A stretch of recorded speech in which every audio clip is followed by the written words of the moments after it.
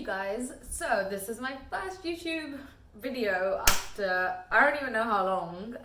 I've been quite daunted by YouTube actually. I struggle with the editing and the uploading and the figuring out how to reach people side of it. So I take the easy route, if I may say so, by posting pictures and stories and stuff on Instagram. But obviously the world is in a bit of a shutdown phase at the moment, thanks to our favorite virus that we are not going to name.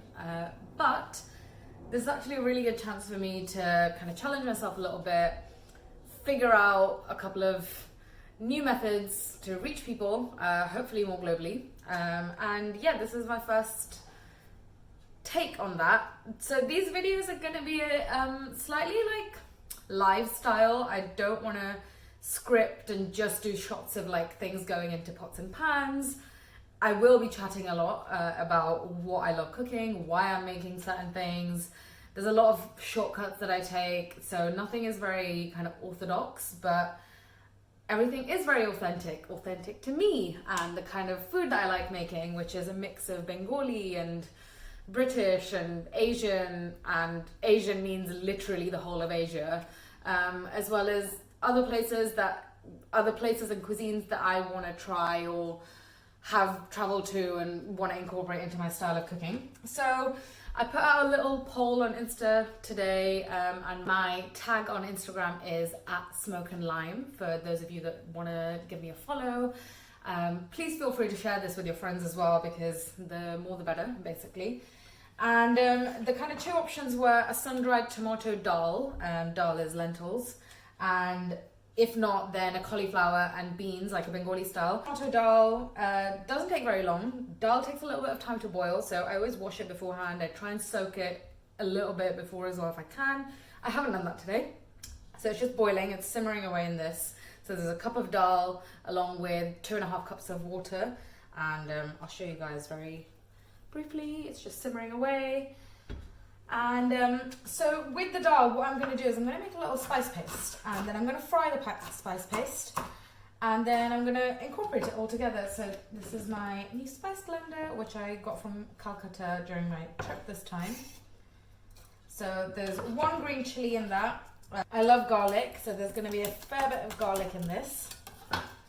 So here's my first garlic clove.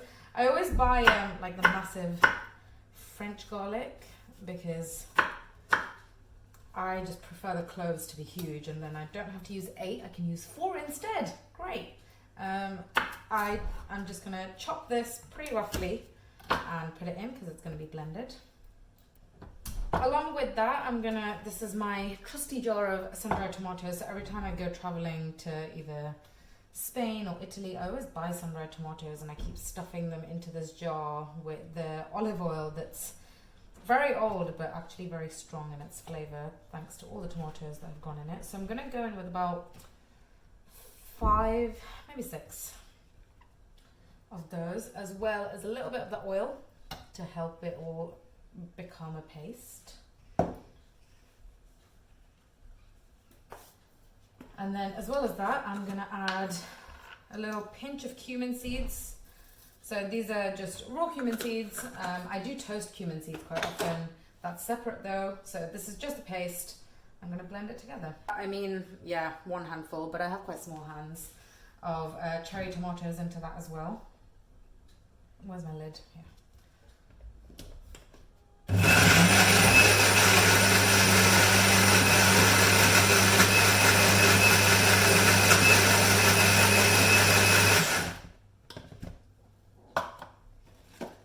And then a teaspoon of salt,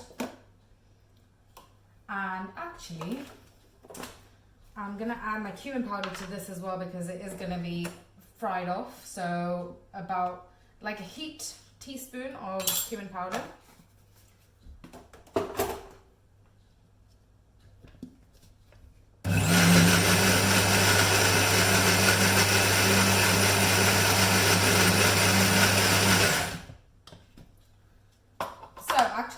Hard part of this recipe is done, and like I said, it's super easy. So here you can see the paste. Looks pretty vibrant thanks to all those gorgeous sun-dried tomatoes. And I'm just gonna check my dal to see how far along it is. So some people like watery dal, some people like fairly thick dal. I prefer like in between. It kind of depends on my mood. So because I'm gonna have this one with rice, I do want it fairly watery, hence the ratio of water and dal. I will probably also add a little bit more water along the end. So what I've just done is I've added a little spoon. So this isn't really a teaspoon. It's a small spoon that I have. It's the size of my finger. I've added one of those of turmeric. I'm gonna add a little pinch, and I mean pinch because this chili powder is really strong. I make it with dry red chilies myself. It's a little pinch of that. And I am also going to add a little sprinkle of salt into this. Salting food is basically the best thing you can do to food. Brings out all the flavors, and I feel a lot of people are actually quite scared of salt. So don't be afraid. It is basically what makes your food tasty. So the dal is pretty much done, and you can tell because these little like kind of seeds have opened up, and you can squish them. So what I'm going to do with that is actually swap my pans around on pretty low heat while I heat this one up.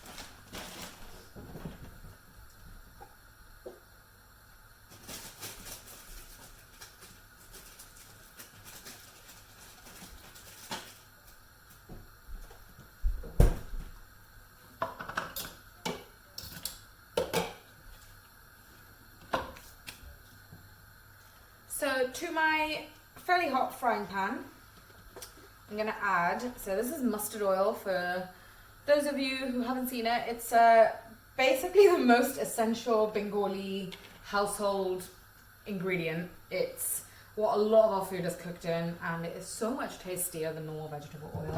It really adds a bit of a kick to food. Although after my trip to Calcutta this time, the mustard oil in Calcutta is so much stronger. You probably need a pinch of it to add a bit of flavour to food.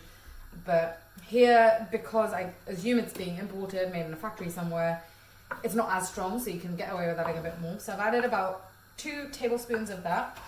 And then I'm going to go in by adding 2 pretty finely chopped spring onion stems.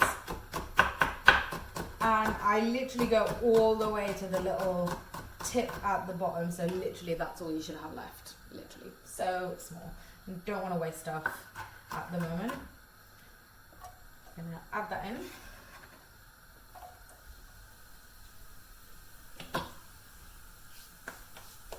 I'm going to also add another pinch of cumin, even though there's cumin in the paste itself. But these are just seeds, and they'll add a little bit of a bite. So I've got a pinch going in there. From my trusty little spice wheel, I'm going to add a little pinch of mustard seeds as well. And let's give it a bit of heat as well. So 1 red chili just broken up into little bits. If you don't want this, skip it out by all means. And just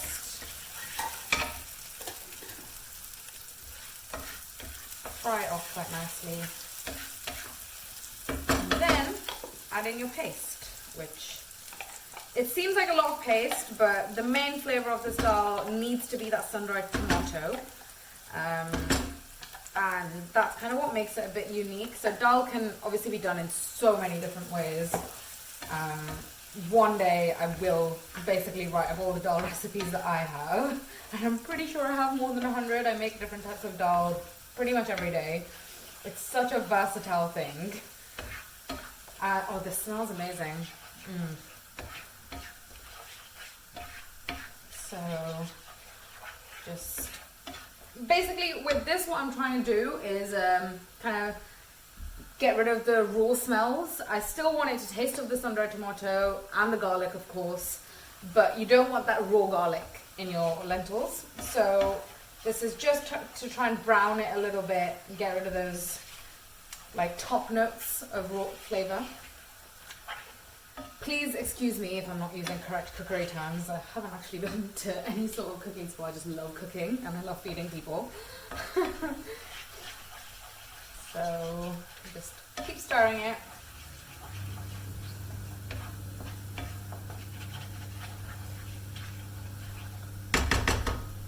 And as you can see, there's a little bit left in this. So all I do at this point, and I do this with everything that I make, if it's in some sort of jar or box or whatever, I'm just going to put a bit of water and shake out whatever's there and pour it into this.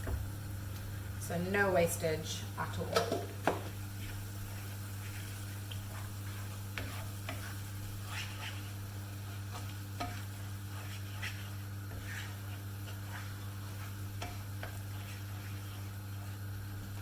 Okay, so the last thing I'm going to add into this, actually not the last thing, close to the last thing, is a little bit of sweet paprika. So just like half a teaspoon. And this will give it a bit of a color as well as the taste of paprika, which I totally love.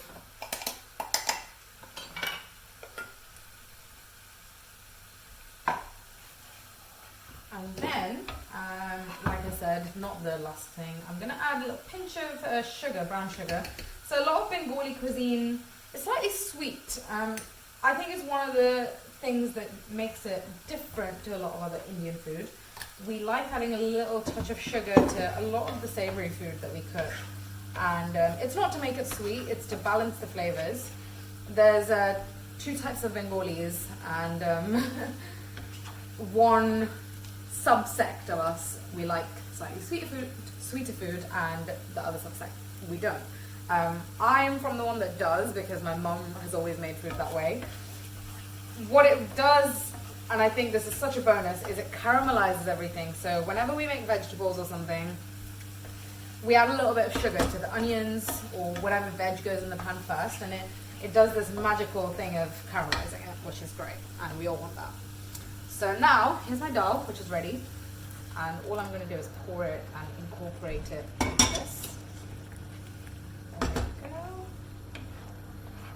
And you can see it is such a vibrant color.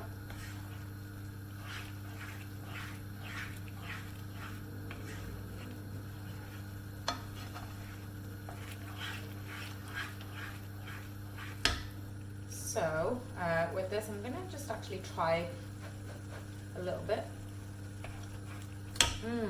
That's perfect. And I hate to, again, bastardize food, but this is just what I do and it's how I cook.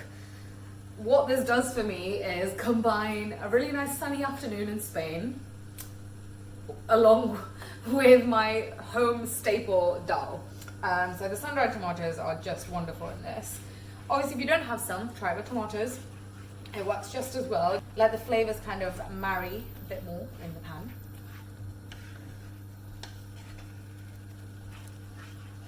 And that's it. You can switch it off. And this is ready to go in a bowl. And I'm going to use the same pan to make a little spinach dish for the side.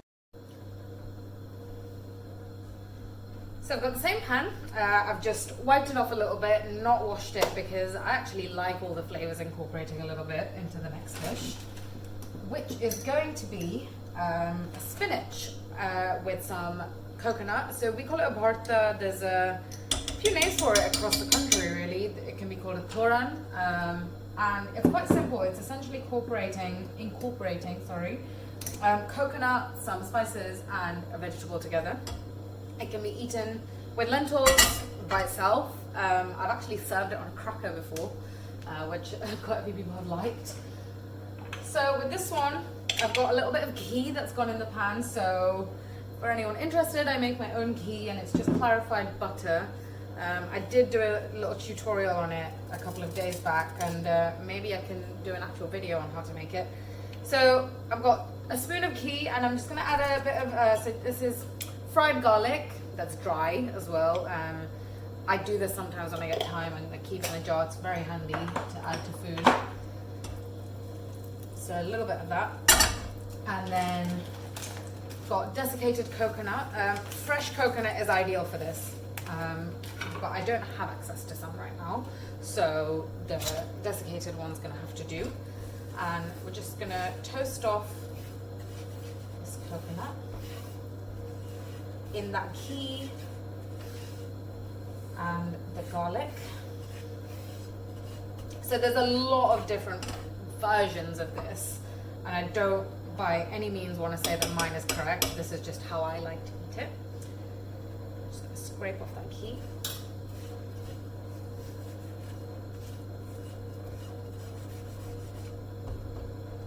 So while the coconut's toasting away, I'm gonna take a little bit more ghee.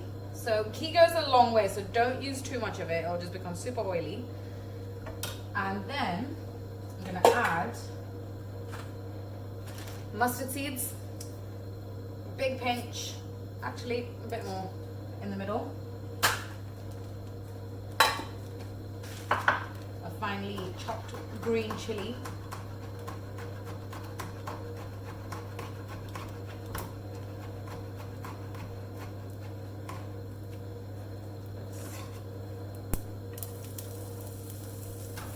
So you can see the coconut's brown, the mustard seeds are spluttering, which means it's kind of ready for the rest.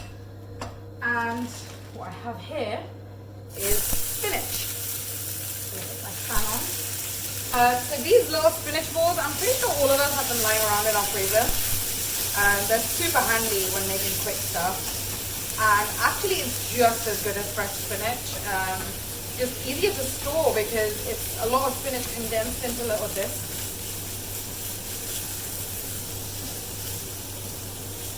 Just gonna turn the heat down, make sure it doesn't burn. And I'm just breaking up the spinach actually.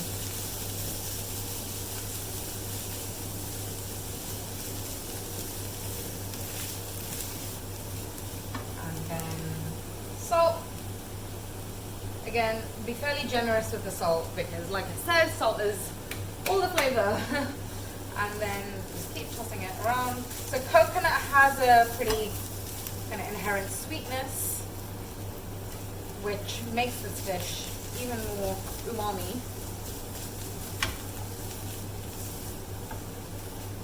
And this is super quick to make. Like, even with other vegetables, so if you don't use spinach, you can use cauliflower, beans, cabbage, whatever you want really. And you don't even need to cook it for very long because it's supposed to have a bit of a texture and a bit of a bite. One kind of unique thing that I like to do with my hortas or torrons is, so this is homemade pickle. If you're Indian or Asian and you're watching this, you know you have some sort of pickle lying around at home, vegetable, mango, lime. There's a mixed one, and I'm just gonna add a little bit of the oil that's in the pickle into this. And honestly, it gives it a massive lift. This oil is basically mustard oil, but obviously has all the pickling spices, it has the vegetable flavors, and it really adds a kind of different taste to the dish, which I really like. So you can give that a go. Obviously, if you don't have access to a pickle, don't worry about it.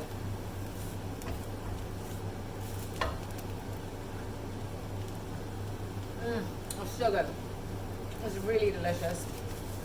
And again, this is done. So perfect side with the dal, and this with a little bit of rice is close to my comfort ideal meal at home, especially when there's not a lot of ingredients and stuff around. And like I said, there's a lot of substitutes. If you don't have spinach, use any other vegetable that you do have, and just shred it up. Chop it as finely as you can to get this kind of texture. As you can see, it's kind of like, yeah, it's like falls apart. It's really nice. So switch the heat off, and that is it. So thank you so much for watching. I hope you've taken away a couple of little things at least from this video, and hopefully there'll be a lot more. I'm gonna try and do at least one every other day, if not every day, because I need to eat dinner, and this is a really good way to share how I eat and how I make food and how I kind of think about food. So it's been quite fun for me as well. It's meant I've tried 2 dishes that I probably wouldn't have made today. I would have been quite lazy. And yeah, so please give me a like and a subscribe and leave any comments and ask me questions, and share it with your friends if you think this is something they'd quite enjoy, like an informal sort of YouTube session. And yeah, thank you so much guys, and yeah, please give me a follow as well. Bye!